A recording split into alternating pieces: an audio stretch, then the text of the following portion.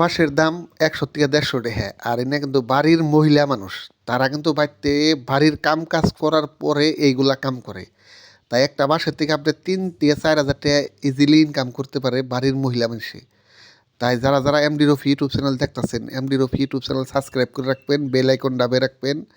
আমি সংক্ষেপে ব্লগগুলো দিতেছি, ছোটো ছোটো ব্লগগুলো এই জন্যই দিতেছি যে ইয়ার পরে আমি ফুল ভিডিও একটা দিব যে কীভাবে করে বাঁশের চুঙ্গা বানায়, কীভাবে করে জাংলা বানায়, বাঁশের কাপ বানায়, প্যান স্ট্যান্ড বানায়। তার জন্য আপনারা এমডি রফি ইউটিউব চ্যানেলটা সাবস্ক্রাইব করে রাখেন, যাতে পরের ব্লগগুলো আপনারা দেখতে পারেন।